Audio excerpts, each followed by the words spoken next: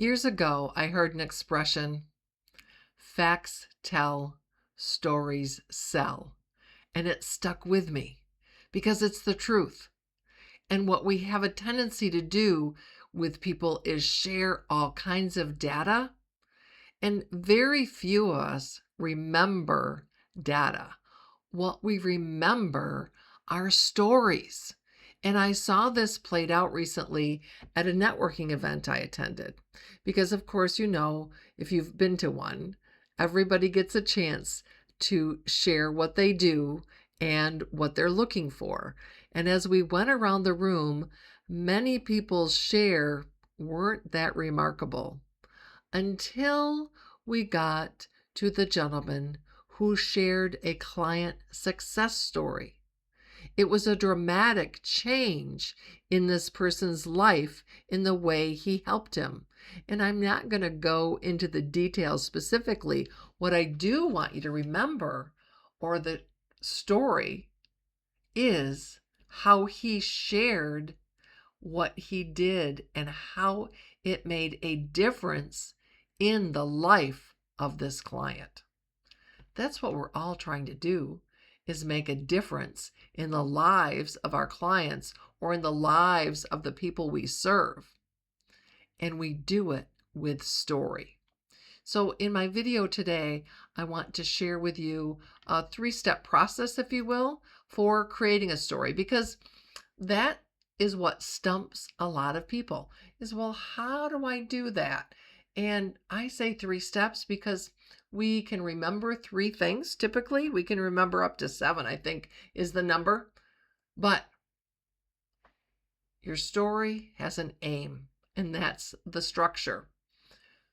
Audience, that's the A in the acronym NAME. And if you know me, not name, AIM.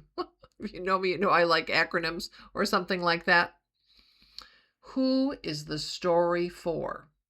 So we're at a networking event. Who's that story for? Where are other people in the room that we want to connect with that could potentially use what we offer or potentially be a referral partner? Just as an aside here, by the way, the mistake I see many people make at networking events is they go to sell. Nobody goes to buy. Don't go to sell. Go to make connections. Go to discover if people are worthy of a further conversation. If the time, energy, and effort you're going to put in to the conversation is worth taking it to the next step. Then, issue. What's the situation or the challenge that the person might be having? Share enough detail for your audience to recognize the problem without burying the point. So we don't need a lot of detail. We need enough to understand the situation. And then, what's the meaning? What difference did your work make? Show what changed and why that change mattered. This is where your audience sees the value of what you do. So here's an example. Let's just make up a story and pretend that you are in the financial services field. You could say, a client came to us after putting off an important financial decision for years because the process felt overwhelming. We helped her organize the options, understand the trade-offs, and choose a path that fit her priorities. She told us that for the first time, she felt in control of her financial future. That is the clarity we want every client to experience.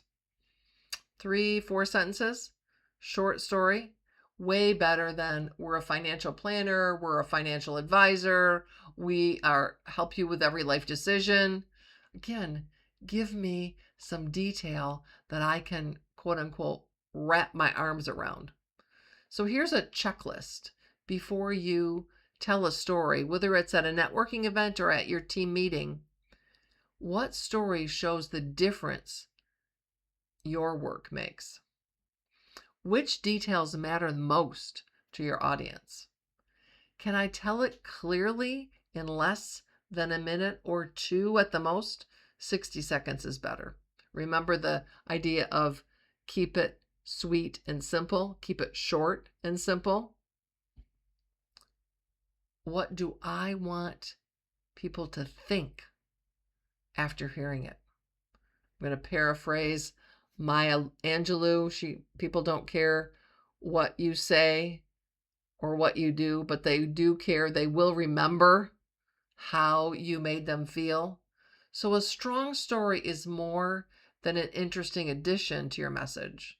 It's the evidence that gives your expertise context and your audience a reason to care. Broad claims are too broad, frankly. We want to be as specific as possible, to think about narrowing in our focus. And that is the challenge for most of us, because we're tempted, we want to cast a wide net. No, you want to narrow your aim, narrow your focus. So I'll use a hunting analogy, for example, be a bullet, not a shotgun.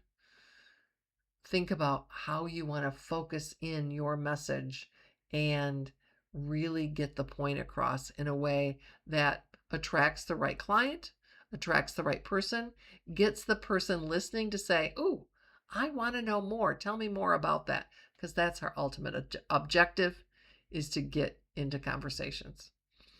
If you know somebody that could benefit, share the video. And if you haven't done so already, subscribe to my channel so you get my updates.